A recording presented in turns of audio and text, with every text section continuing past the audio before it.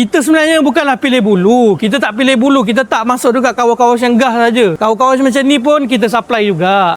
Selalu kita tunjuk kita punya dealer-dealer Kevlar ni, kawas dia dekat shop lot ataupun kawas-kawas yang besar kan, auto detailing yang gah-gah, yang dah ambil Kevlar ni dan letak dalam diorang punya servis ataupun package cucian. Tapi hari ni nampak dekat belakang aku sekarang ni kawas juga, tapi dia dekat bawah supermarket. Hari ni kita dekat Econsense Pendamaran. So dekat Econsense Pendamaran ni pun actually ada juga kawas-kawas yang kita dah supply produk penghapus lipas. Sebab Kevlar ni dah boleh dikatakan demand dia agak tinggi lah. So that's why kawas-kawas yang bawah supermarket ni pun dah start contact kita, dah start masuk dekat kita punya lead nak dapatkan Kevlar. Kita sebenarnya bukanlah pilih bulu. Kita tak pilih bulu. Kita tak masuk dekat kawas-kawas yang gas saja. Kawas-kawas macam ni pun kita supply juga. Kita nak setiap kawas yang dekat dalam Malaysia ni dapatkan servis yang terbaik. Nak dapatkan servis yang terbaik tu antara salah satunya dapatkan Kevlar lah. Dekat sini saya nak seru kepada owner-owner kawas auto detailing. Kalau kata nak tambah nilai servis dekat kedai korang, boleh contact kita sekarang untuk dapatkan package yang terbaik daripada Kevlar.